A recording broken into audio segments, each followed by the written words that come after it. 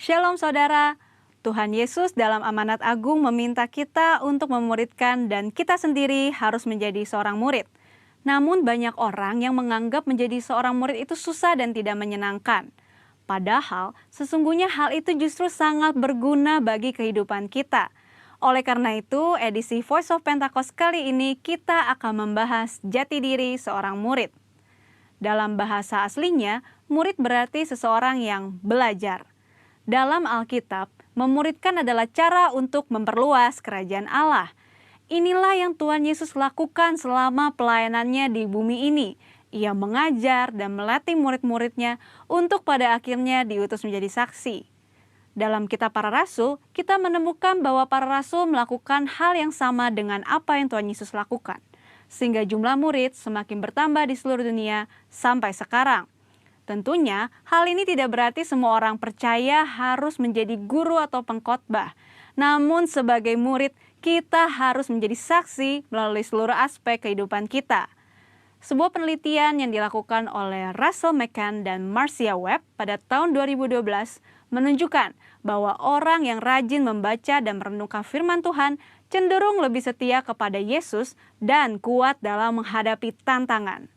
Hal ini sesuai dengan firman Tuhan yang berkata bahwa iman timbul dari pendengaran akan firman Tuhan. Itulah sebabnya kita harus lebih banyak membaca dan merenungkan firman Tuhan, agar pola pikir dan iman kita lebih kuat dalam menghadapi tantangan dan pergumulan hidup kita. Selain itu, kita juga dihadapkan dengan bahaya pengajaran sesat. Pengajaran sesat merupakan pola serangan iblis sejak di Taman Eden hingga akhir zaman. Karena iblis adalah bapa pendusta dan metodenya adalah dengan tipu muslihat. Untuk menghadapi tipu muslihat iblis adalah dengan pedang roh, yaitu firman Tuhan. Namun ada orang-orang Kristen yang tidak terlalu suka dengan pengajaran karena dianggap sebagai sesuatu yang rumit dan membosankan. Akibatnya, ada orang Kristen yang menganggap pengalaman rohani lebih penting daripada pengajaran. Mari kita renungkan ilustrasi ini. Mana yang Anda pilih? Melihat laut dari tepi pantai atau melalui sebuah peta? Berada di tepi pantai dan melihat laut secara langsung tentu memiliki kesan yang menyenangkan dibandingkan saat kita melihatnya melalui sebuah kertas yang terasa membosankan. Pengalaman rohani sama seperti melihat laut secara langsung dari tepi pantai, pasti lebih menyenangkan. Namun dengan menggunakan peta, kita dapat menyeberangi lautan dan peta dibuat berdasarkan pengalaman banyak orang. Pengajaran sama seperti peta, sepertinya membosankan, tetapi pengajaran disusun oleh orang-orang yang sudah mengalami banyak pengalaman rohani. Dan pengajaran memberikan perspektif yang lebih luas dibandingkan pengalaman rohani kita secara pribadi. Jadi, pengalaman rohani dan pengajaran sama pentingnya. Asumsi lainnya adalah menganggap pengajaran sebagai sumber perpecahan gereja. Namun, tidak semua perpecahan adalah sesuatu yang buruk, terutama ketika berhadapan dengan pengajaran yang bertentangan dengan Alkitab. Albert Mohler menggunakan istilah theological triage, yaitu metode untuk menentukan tingkat kekritisan sebuah pengajaran. Tingkat pertama, yang paling kritis, yaitu pengajaran dasar yang mempengaruhi keselamatan seseorang, yaitu pengajaran mengenai Alkitab adalah firman Tuhan, ketritunggalan Allah, ketuhanan Yesus, karya penebusan, keselamatan karena kasih karunia melalui iman hanya kepada Yesus Kristus. Pada tingkatan ini, maka perbedaan pengajaran sekecil apapun tidak dapat ditoleransi, sehingga penolakan dan perpecahan dapat diterima, bahkan mungkin harus terjadi dan tidak dapat dihindari. Tingkat kedua adalah pengajaran yang tidak mempengaruhi keselamatan, namun berpotensi memisahkan gereja. Contohnya, pengajaran mengenai kepastian keselamatan, metode baptisan air, serta baptisan dan karunia Roh Kudus. Mungkin saja kita memiliki doktrin yang berbeda dengan gereja non-Pentakosta, namun kita tidak dapat mengatakan bahwa mereka tidak diselamatkan selama mereka percaya kepada Yesus Kristus sebagai Tuhan dan Juru Selamat. Tingkat ketiga, pengajaran yang berbeda namun tidak esensial untuk memisahkan gereja, seperti pengajaran mengenai urutan peristiwa Second Coming dan akhir zaman. Tanpa mengenali tingkat kekritisan pengajaran ini, maka kemungkinannya perbedaan pengajaran sekecil apapun dapat mengakibatkan perpecahan. Di sisi lain, terjadi kompromi yang berbahaya ketika pengajaran yang bertolak belakang diterima di dalam gereja. Lalu, apa langkah praktis yang harus kita lakukan untuk menjadi seorang murid yang sejati? Mulailah dengan membaca Alkitab setiap hari, mendengarkan khotbah dan pengajaran yang sehat dari gereja, serta mengikuti kelas-kelas pengajaran KOM di gereja kita. Ingat, seorang murid itu belajar. Belajar adalah sebuah usaha yang memerlukan ketekunan. Tuhan menegur bahkan mengutuk orang yang malas, baik yang malas bekerja maupun yang malas belajar. Marilah kita bertekun dalam pengajaran, dan Tuhan berjanji akan mempertajam telinga kita sebagai seorang murid. Maranatha, Tuhan Yesus memberkati.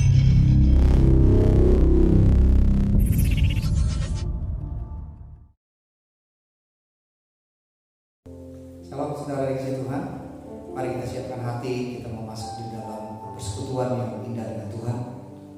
Kita tahu lebih baik satu hari di rumah Tuhan daripada 1000 hari di tempat kemah orang-orang fasik. Sebab di rumah Tuhan ada kekuatan, ada damai sejahtera, ada sukacita. Dalam ibadah kepada Tuhan, jiwa kita dikuatkan dan pasti kemenangan terjadi. Dan tundukkan kepala saudara, kita masuk dalam hadirat Tuhan. Kita satukan hati kita berdoa. Bapa, kami datang kepadamu, kami beribadah, kami membawa pujian pengagungan, peninggian, sebab Kau layak terima segala yang dari hidup kami dan kami umat-Mu yang selalu Kau pelihara, yang selalu Kau berkati, selalu Kau jaga. Berkati ibadah kami, berkati kami semua, berkati semua yang mengikuti program ini. Aku berdoa di dalam nama Tuhan Yesus Kristus. Haleluya. Amin. Mari siapkan hati, nyanyikan pengagungan, penuhi hatiku.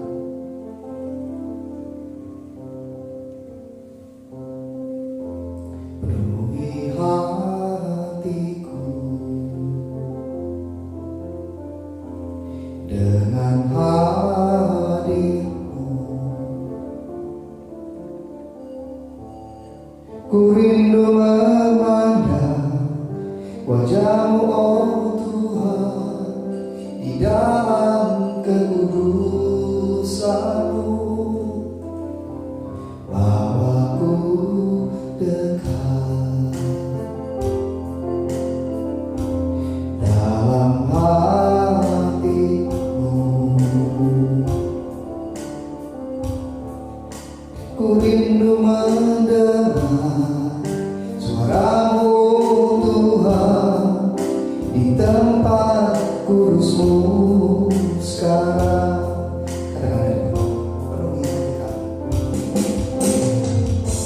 Penuhi hatiku dengan hadir-Mu. Ku rindu memandang wajah-Mu, Tuhan, di dalam kekudusan-Mu. Bawaku dekat dalam hati-Mu. Ku rindu mendengar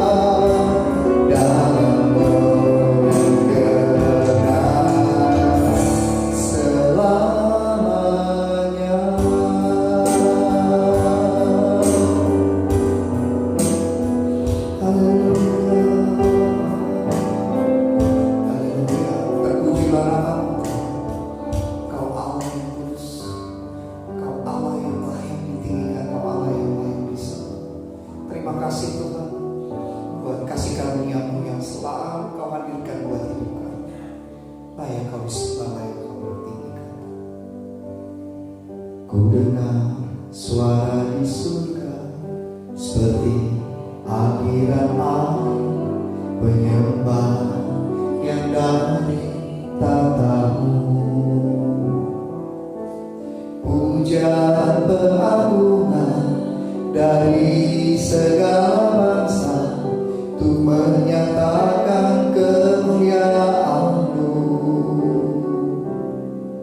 Ku dengar suara di surga seperti aliran air, penyembah yang dari tanah.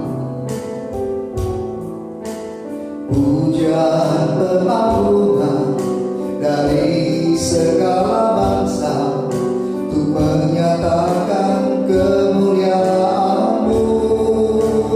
Nyanyi kudus, kudus, kuduslah Tuhan. Kudus, kudus, kuduslah Tuhan. Semua yang di surga sujud menyembah-Mu. Kudus, kudus, kuduslah Tuhan. Kudus, kudus, kuduslah Tuhan. Kudus, kudus, kuduslah Tuhan. Semua yang di surga sujud menyembah-Mu. Kudus, kudus, kuduslah Tuhan.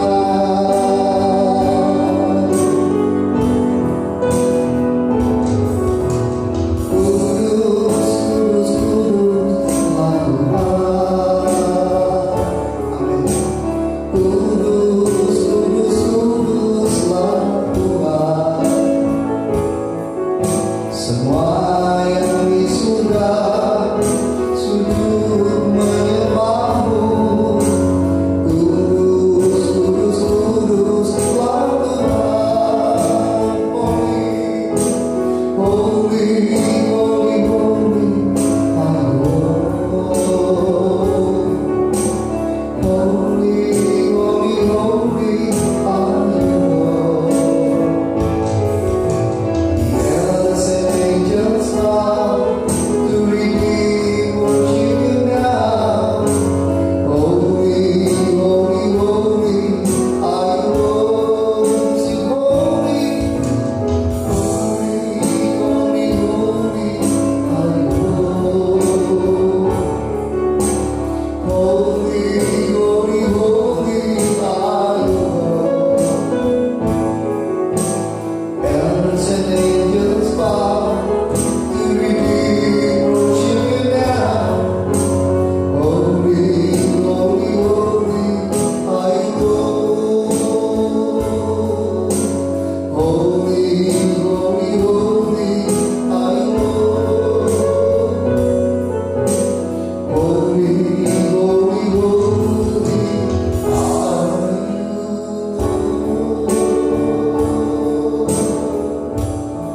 Makasih Tuhan, Bapa, firman-Mu bagi kami, supaya kami boleh mengetahui isi hati-Mu, dan Engkau mengajar kami, Engkau membimbing kami, Engkau memberikan kami pencerahan, Engkau memberikan kami kekuatan di dalam hadirat-Mu, di dalam nama Tuhan Yesus Kristus. Haleluya, haleluya. Amin. Saudara sudah siapkan firman Tuhan, Alkitab saudara maksud saya. Mari siapkan buka Alkitab kita. Saya akan menyampaikan tentang bagaimana situasi yang terjadi waktu-waktu ini di saat pandemi. Mau kita akui atau kita deny atau sangkal, tapi setidaknya itu ada pengaruh buat kehidupan kita. Ya mungkin saya berdoa lah di antara kita tidak terjadi, tapi kalau saya berbicara lalu ada beberapa yang ingin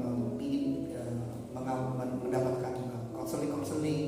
Jadi waktu-waktu pandemi ini tekanan, kekhawatiran, kecemasan itu mengalami peningkatan. Adalah wajar, natural seseorang atau manusia mengalami tekanan, mengalami intimidasi, mengalami ketakutan, kekecewaan, dan kekhawatiran.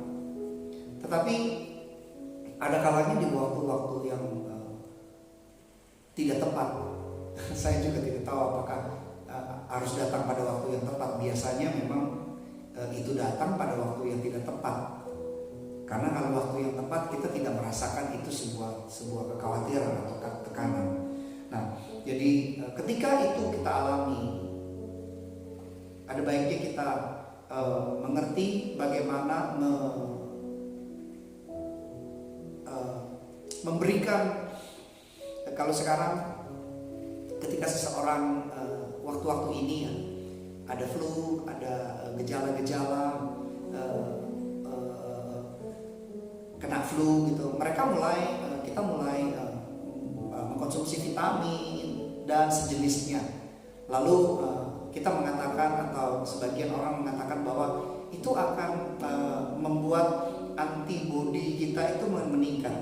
Nah, saya ingin letakkan ini istilah saya pribadi ya saudara ya, jangan terlalu dibicarakan terlalu melebar. Artinya istilah saya, Mario, saudara dan saya ketika mengalami kekhawatiran, kecemasan, tekanan, kemarahan, kebimbangan yang amat sangat, lalu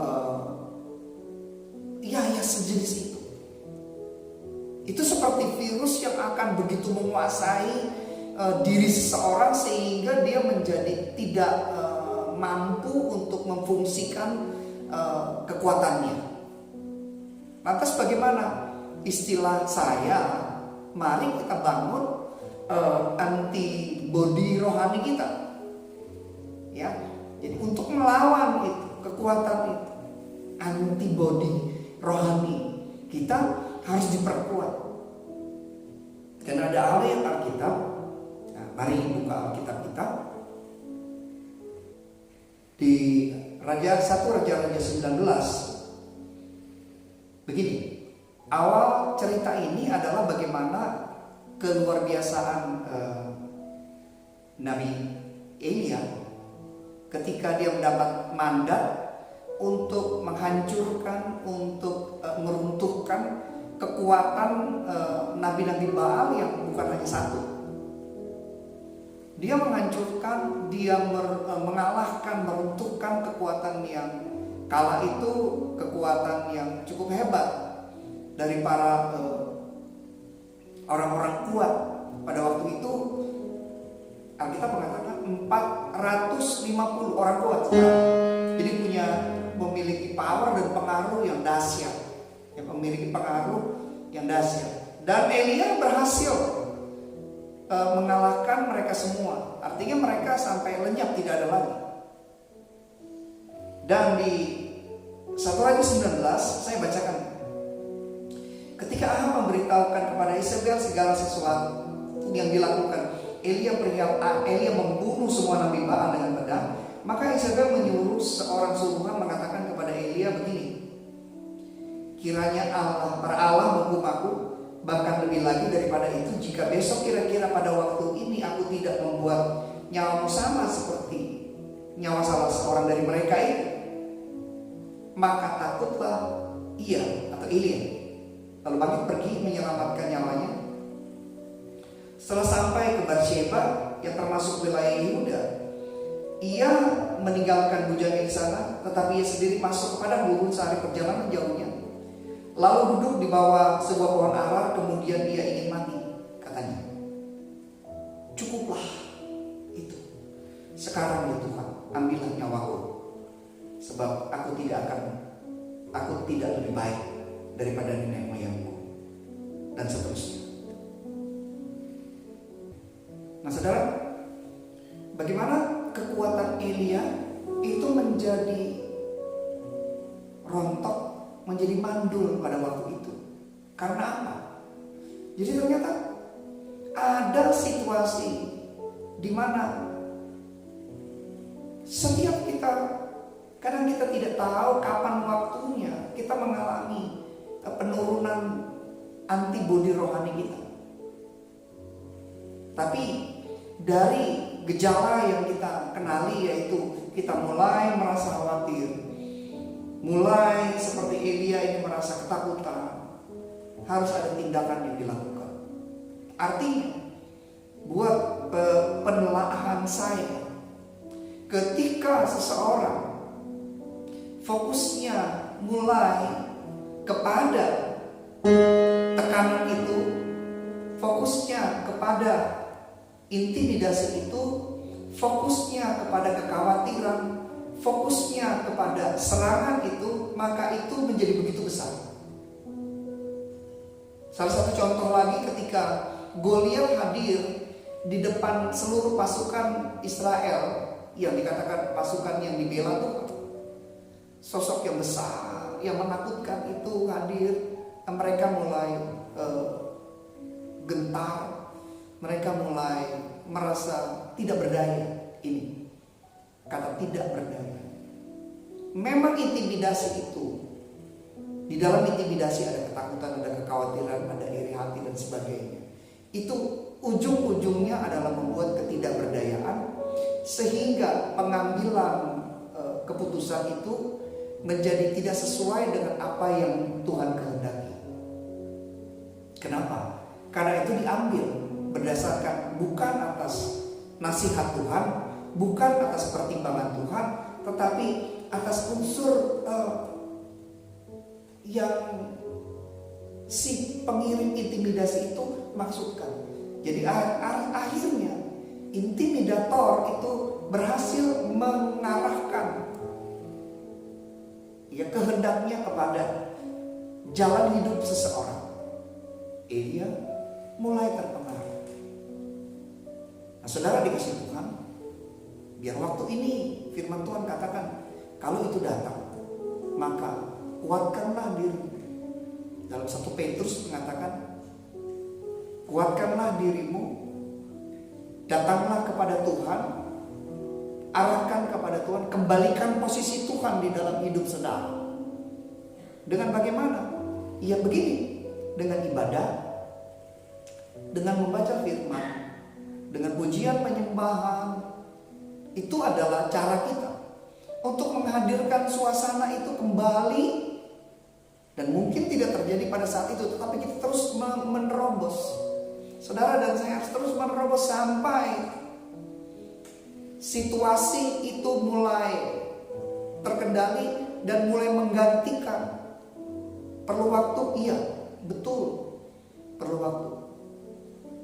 Maka ada kata, diam di hadiratmu. Ya. Di dalam Mazmur 91 dikatakan, orang yang berlindung di bawah naungan sayap Tuhan, berdiam di. Kata berdiam itu bukan 1 detik, saudara. Dimaksudkan berdiam itu membuat tempat, memposisikan diri, menetapkan satu tempat, dan dia bersuasana di sana. Itu berdiam. Atau membuat rumah, home, itu bersuasana. Jadi berdiam, menghuni, itu berdiam. Jadi sampai itu ada tempat yang kita ciptakan, lalu kita masuk, kita berdiam, kita menghuni tempat itu. Di situ dinamakan di bawah lindungan, sampai bawa itu semua untuk menghuni hadirat Tuhan. Jadi saudara dikasih Tuhan, ketika saya simpulkan saja, kecemasan, ketakutan, saya tidak mengatakan saudara ketakutan, tetapi situasi takut. Kadang ketika orang takut, saya sendiri juga kalau bilang, kamu takut apa? Serta merta saya berbahasa Inggris sebenarnya, deny, kita sangkali ketakutannya apa. tahu tetapi tidak mau kasih tahu. Oke. Iya. Ini situasi yang menakutkan itu, situasi yang menyeramkan itu hadir. Bagian saudara, bagian kita adalah berdiam dan mengembalikan suasana Tuhan itu menjadi dominan dalam hidup kita. Suasana Tuhan harus dominan. Pastor, apakah setelah itu kita akan bebas? Saya jamin. Walaupun itu ada di sekeliling kita.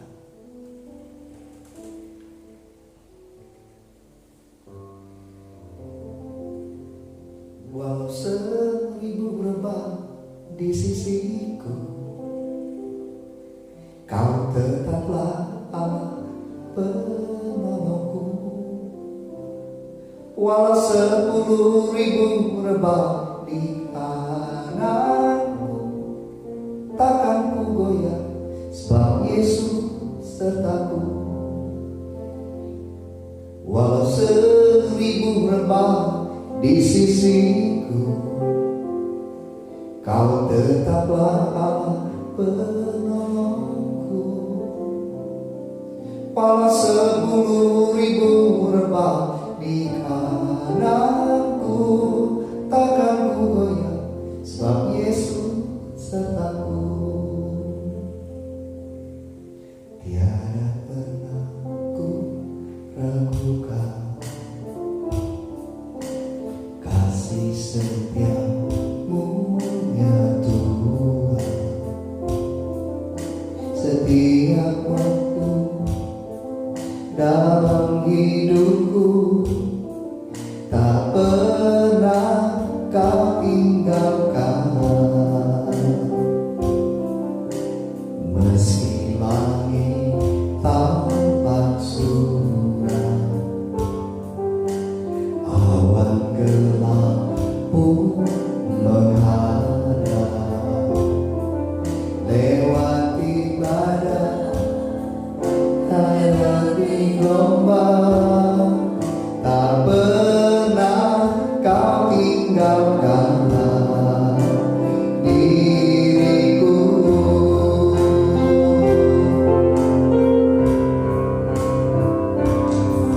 Walau 1000 rebah di sisiku, Kau tetaplah Allah penolongku. Walau 10.000 rebah di kananku, takkan ku goyah, sebab Yesus sertaku. Jadi apa yang lirik lagu tadi kita nyanyikan itu bisa saja manusia itu awal mula berbicara tentang suasana yang tidak nyaman. Mungkin bisa saja setiap hari atau seminggu sekali, 2 minggu sekali, situasi yang gak nyaman, sangat gak jelas. Situasi gak nyaman, lalu hati gak nyaman, lalu perut jadi gak nyaman. Lalu orang bilang stres ya. Iya, apa yang stres ya? Tahu. Lalu kalau dibiarkan akan jadi apa? Depresi. Depresi jadi apa?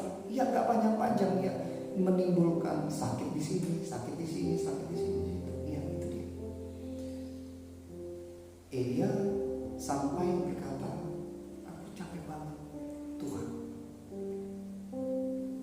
Ketika dia melawan 450, dia gak capek-capek. Dia menjadi capek ketika ada perkataan yang begitu sanggup untuk menembus jiwanya. Dia langsung tidak berdaya. Dia bilang, aku mau mati aja. Kok begitu lemah ya? Kok jadi tidak ada kekuatan yang mampu untuk menjadi antibodi rohani untuk melawan? Langsung terserang virus itu. Langsung bilang, aku mati deh.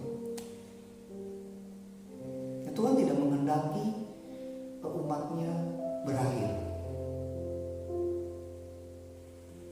Karena ketika dia melawan kekuatan yang begitu hebat, fokusnya bukan lawannya, fokusnya adalah Tuhan yang sedang memberikan mandat kepada dia. Jadi saudara dikasih Tuhan, saya tidak memberikan cara bagaimana melawan ketakutan.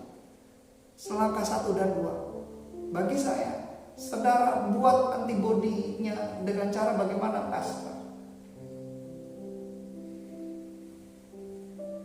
Ku menyembah dalam kudus hadirat-Mu, ku hampiri tata kasih karunia-Mu Bapa.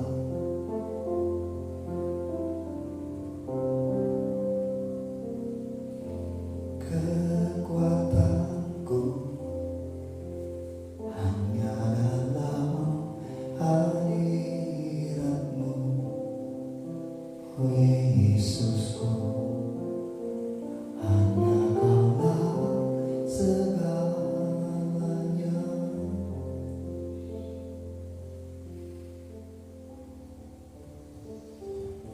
Daud ketika dia pulang ke camp yang dia dirikan, dia pulang, dia lihat seluruh campnya di Ziklag, tempat di mana dia dan keluarga dan pasukannya mendirikan benteng yang kokoh di sana, ternyata sudah diporak-porandakan. Lalu camp itu mungkin kalau barangkali sekarang real estate yang dipunyai itu semua punya Daud, dibakar semua. Harta benda yang ada di situ diambil, dirampas, dirampok, sampai keluarganya diculik semuanya. Dia pulang dengan tentaranya dan barangkali kalau perasaan saya geram, bisa saja ambil keputusan pada waktu itu untuk bilang kejar sekarang juga, tapi dia bilang kepada para imam, stop, jangan berkata apapun juga, stop, jangan ambil keputusan.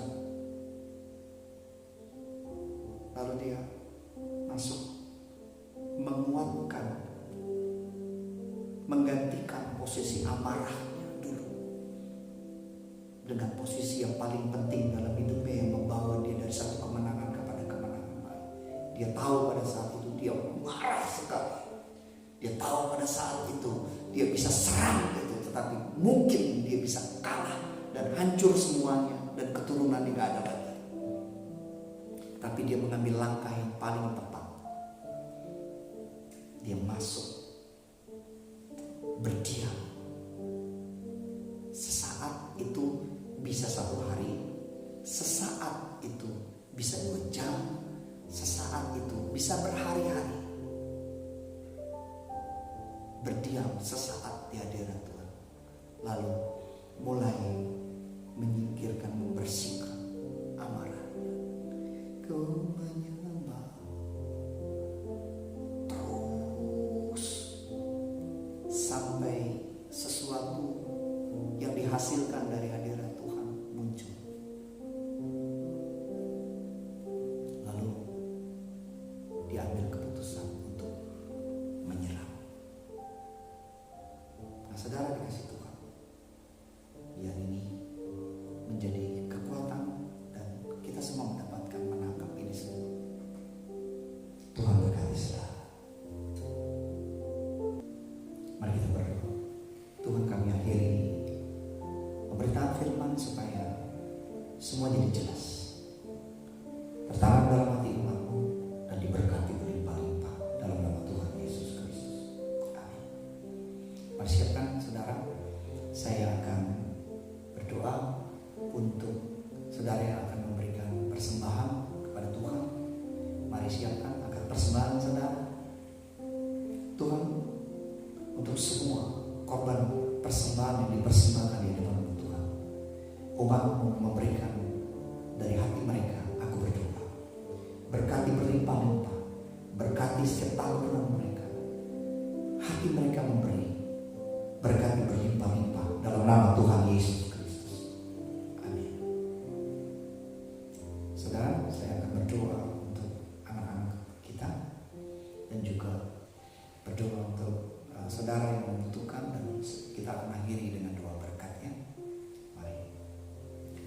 Sekali lagi kita berdoa, Tuhan berkati para orang tua supaya dimampukan untuk mendidik anak-anak mereka, dan anak-anak mereka diberkati, dijagai Tuhan sampai mereka dewasa. Jadikan mereka berhasil, jadikan mereka biji matamu terus Tuhan. Di dalam nama Tuhan Yesus Kristus aku juga berdoa, hamba-Mu berdoa untuk mereka yang sakit, mereka disembuhkan, untuk mereka yang berat diberikan kelegaan, untuk mereka membutuhkan kesembuhan. Tuhan, aku berdoa kesembuhan hadir, berkat keuangan mengalir, pintu-pintu yang tertutup terbuka dalam nama Tuhan Yesus Kristus. Amin. Mari saudara siapkan. Tuhan memberkati engkau dan melindungi engkau. Tuhan menyertai engkau dengan wajahnya dan berikan engkau kasih karunia. Tuhan menghadapkan wajahnya kepadamu dan berikan engkau damai sejahtera. Dari Allah Bapa di surga di dalam Yesus Kristus Tuhan kita, dan penyertaan Roh Kudus akan menyertai saudara mulai hari ini sampai Maranatha. Tuhan sudah datang untuk menjemput kita gerejanya, untuk kita tinggal dalam Tuhan dalam kekal yang abadi sampai selama-lamanya. Tuhan berkati.